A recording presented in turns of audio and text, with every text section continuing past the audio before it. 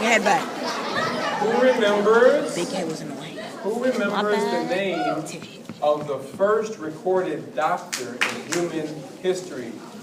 Let's see. Let's get a sister this time. Yes. Ben Carson? No. The first recorded doctor in human history. Yes. Can't hear you. It's a lady. Nope. Yes. Imhotep. Give her a round of applause.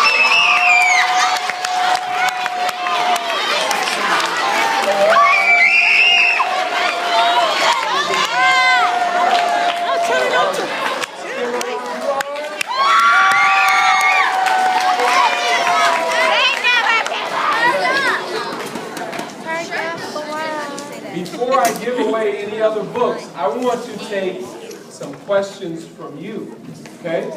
And that may clarify some of the information. So before I get your question, here's how we're going to do this because we want to do it in an orderly fashion. Ashe? So I want you, when I call on you, I want you to stand and state your name very clearly. Make sure you're speaking so everybody can hear you. And I want you to ask your question quickly so that we can get in as many as possible. Ashe? All right, so who wants to go first? Yes, stand up, please. Hi, my name's Kayla Morrison. My question was, how are you able to find all this information when it wasn't stated publicly? Thank you for that wonderful question, Kayla. Give her a round of applause.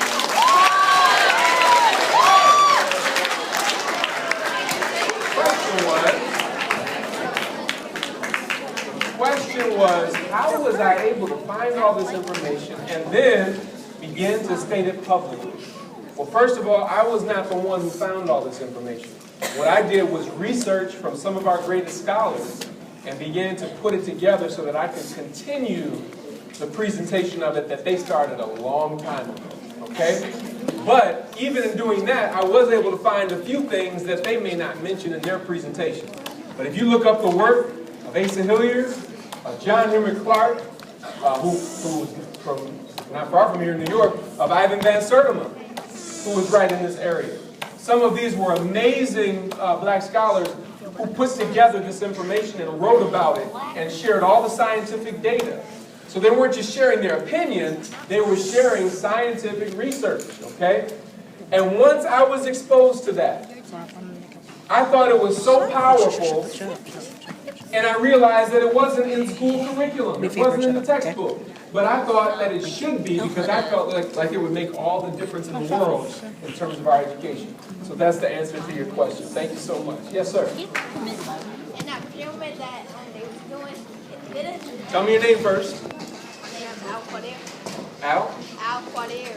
Al Qadir. Okay, go ahead. So, with that pyramid and the thing, the second one, the big one, isn't that in Egypt in the Transformer Cloud Bag?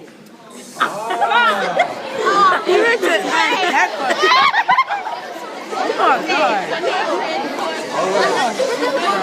You like to bring up Al Qadir, did I pronounce that correctly? Al Qadir has asked the question. Wasn't that picture, that pyramid that you showed, wasn't that in the movie Transformers? No. I believe it was number 2 or number 3. Transformers 2 or number 2. Okay. Yes, you're correct. But here's the challenge that I have with that once again. Every year, I've been to Kemet 6 times, okay? So the times that I went when I went by myself and didn't take my family with me, I would always have a very special dinner with my wife and my son the night before. And I would ask them, what do you want to do before I go away? Because I'll be gone for, 10 days. So one summer in particular, my son said, I want to see Transformers 2. So I took them. I didn't know that scene was in it, okay? And in that scene, for those of you all who haven't seen it, it shows the pyramid and it shows it opening up and aliens coming down and coming out of it and all these sorts of things. What that does, even though it's science fiction and I know it's just a movie, it reinforces the notion in some people's minds that the pyramids were created by aliens. And we know, based on the scientific data, that it was created by who? By African people. Okay? Now the universe is a very big place. So I'm not saying that there's not life on other planets, but I am saying that it was Africans who built the pyramids. Ashe? Very, very important. All right. Who else has a question? We just took a sister and a brother. Let me go back to the sister and then I'm going to come to you, brother. All right? Tell us your name and your question. Quickly. And they're probably smarter than you, so my generation. Hold on, I can't hear you, Yasmin. And I want to ask that in this time where Africans were dominated, did slavery start there too? That is an incredible question. Let's give her a round of applause.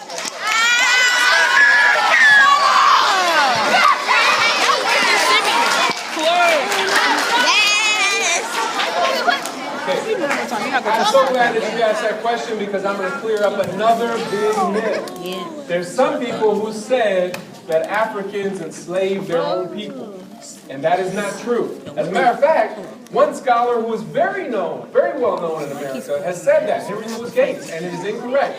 So if you want to learn more about that, read what Dr. Malefi Asante said about that from Temple University. African people did not start slavery.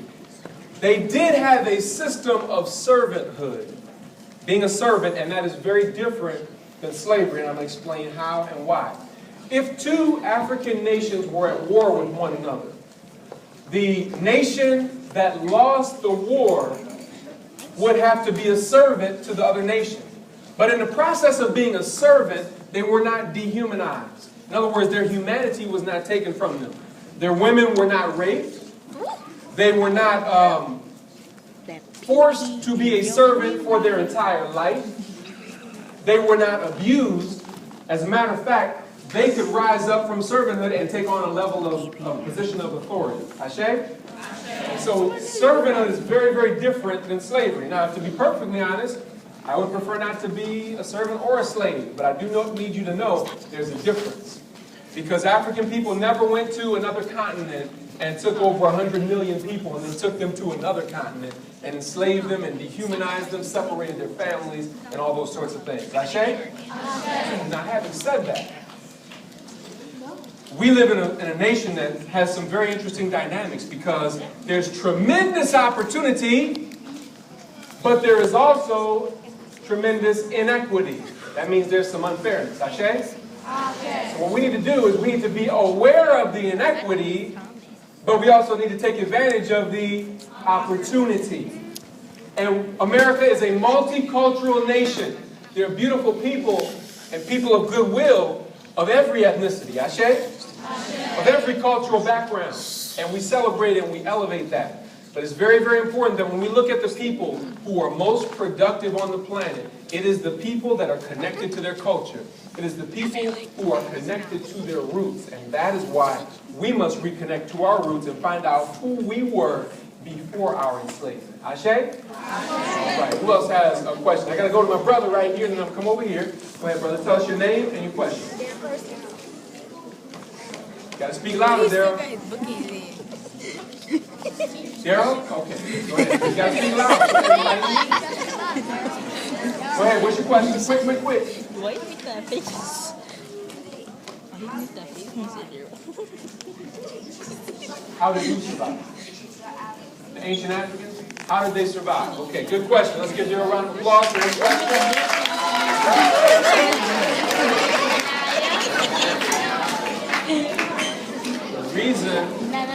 The reason I'm asking you to give those that ask a question a round of applause is because it's not easy to stand up in front of a large group of your peers and speak, okay?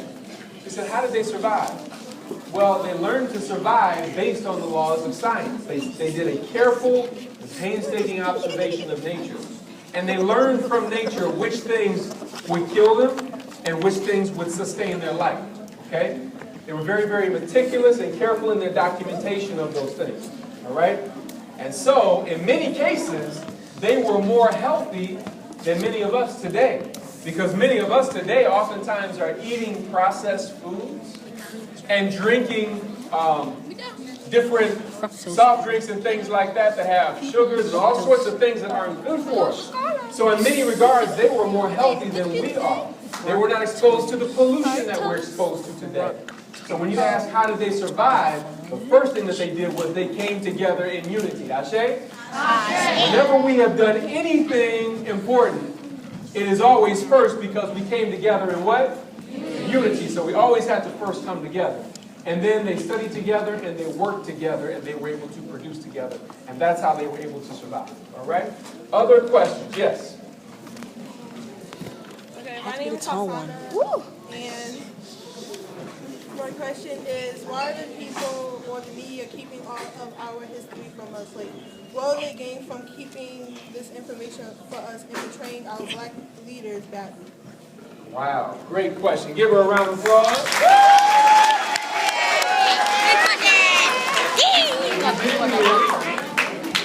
You didn't hear the question. She said, why has this information been kept from us? Why has the media kept this from us? Okay? One of the reasons this information is kept from you is because there's some people that think if you learn who you really are, the truth about who you are, and what was done to you, that you will then go back and do to them what they did to you. Okay, so it's all based on fear, and it's also based on greed, because all of the natural resources, the minerals and things that are needed to sustain our way of life here in America are based on raw materials that are found in Africa. Let me say that again, because I don't want you to miss that.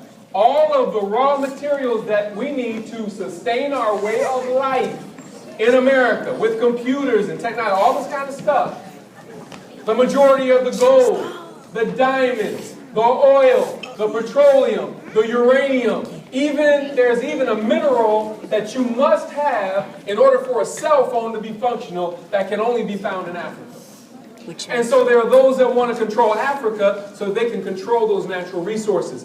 That is why almost every time you see Africa portrayed in the media, they're showing bloodshed, war, famine, disease, and pestilence. Which when we see those kind of images, we say things like, I ain't no African, I don't want to be African, because you don't know what you're leaving behind. Ashe? That's why I had that slide that said, we led the world in scientific innovation, literary production, and wealth creation. Ashe? So the reason it's kept from us is for another reason as well. People are making money off of our ignorance. Do you remember when I asked you if you knew somebody who was locked up to raise your hand? Do you remember that? Yeah. Okay. I need for you to make sure that you get this, because you're going to want to do some more research on this part. Prisons in America are no longer owned by cities, states, and government. Prisons are now privately owned. Now, I need you to think this through. If a prison is privately owned, and they have investors who invest in it, you can go on the New York Stock Exchange and literally purchase stock in a prison. You could do that today if you had the money, right? But here's the question I want to ask you.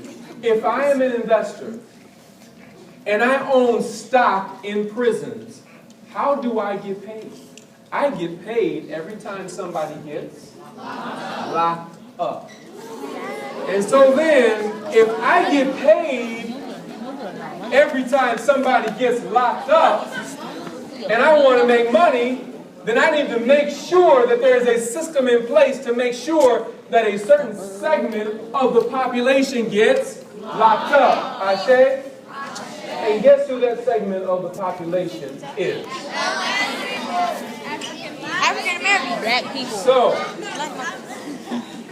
you might be thinking to yourself, dang, that's messed up, and it is. But now that you know the game, change the game. Ashe? Now that I know the game, I'm changing the game because I refuse to allow myself to become a part of that system. I've been to prison before.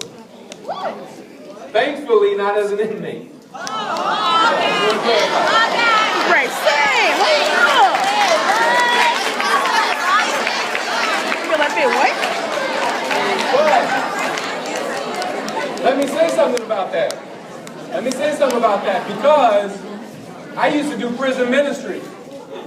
And I used to work with brothers in prison. And let me tell you, some of the most brilliant people on the face of planet Earth are locked behind bars. And it's the most amazing thing. But here's something else I learned when you're up in there. It's crazy because they got these big, thick doors. And even if you're a visitor going in there to help, once they close those doors, something jumps off up in there, you up in there, right? Exactly. And I've been in there when some things jumped off. So trust me when I tell you, that is not some place that you want to be. So my question to you is this: why is there so many media and music images that glorify prison life? You got to think about that, because they're preparing you psychologically to accept that way of life so that you will eventually go to prison so that you can make other people money. Ashe? Don't fall for the okie doke. All right? I think I have time for one last question. Yes, sir. Loud and clear. Tell me your name. Can't hear you. You got to speak up. Give me a strong voice.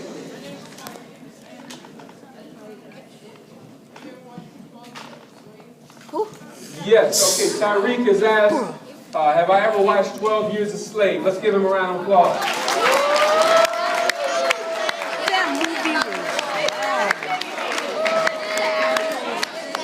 Okay. I did see 12 Years a Slave. How many of y'all have seen it? Let me see. Show me. Wow.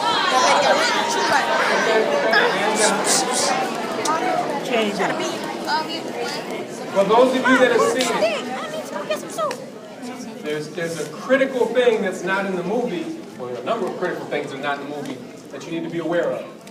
The first thing you need to be aware of relative to slavery, our enslavement, is that we did not just lay down and accept slavery. So you notice all throughout that movie, he was resisting the notion of being enslaved. Ashe? The other thing that's not taught in most of America's schools is our resistance tradition. We resisted tooth and nail every day of the year. As a matter of fact, my research has demonstrated that we were always either in the midst of a revolt, planning a revolt, or coming out of a revolt. Ashe? One more time. We were always either planning a revolt, in the middle of a revolt, or coming out of one. Okay? And oftentimes that is not dealt with in most textbooks or movies. So you may not be familiar with Nat Turner, Denmark Vesey, and Gabriel Prosser. You may not be familiar with the fact that there was almost at least a revolt, at least one every year of the years that we were enslaved. The other thing you may not be aware of is people like Zumbi. Zumbi, you never heard that name before, huh? I heard Zumba. Have you heard of the Maroons? The Maroons. Have you heard of Yanga? Yanga was an African in Mexico who resisted enslavement and established an entire nation. There were Maroon communities. Maroons are people who resisted enslavement and established their own nations and communities. Most of us have not studied about that. Adults as well. The last thing that I want you to get that's not in that movie is that wasn't that amazing, the fact that he finally got free? But we don't want one person to get free. We want all of them. Yeah, everybody should be free, right? And so it was a blessing that he got free, but then he looks back to the plantation and all of these other enslaved Africans are like, take me with you, right? Same thing today. It's not enough for you to become successful. You got to take some folk with you. It's not enough to have an Oprah Winfrey here, a LeBron James there, a Dr. Ben Carson. No, we need entire nations, cities, communities of successful people. Ashe? Remember, anything that we ever did of importance, we always did it together. And that's why we achieve and excel here at Pride Academy. What? Together. Ashe? So brothers and sisters, I really appreciate your time and attention. I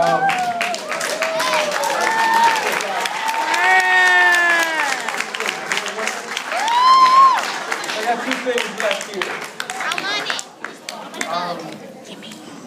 Who can tell me the name of the ancient African astronomer priestess? Who remembers her name? Yes. Yes, it's a shot. All right, give her a round of applause. Come on up.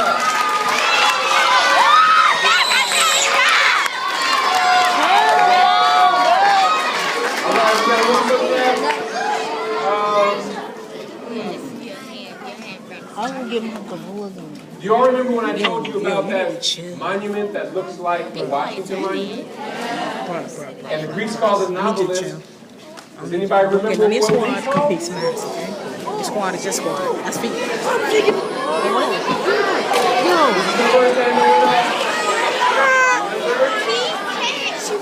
Say it again.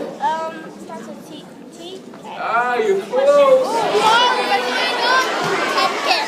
Tekken, yes. Second time tournament show! Kazuya and his mom! Very good. Let's give a round of applause.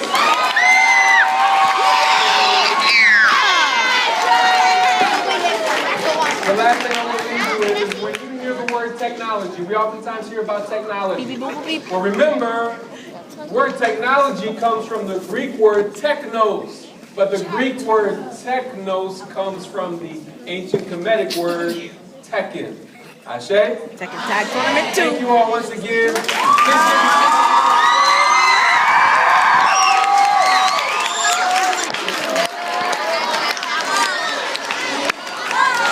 Let me work on me. Go ahead, try it. Work, man.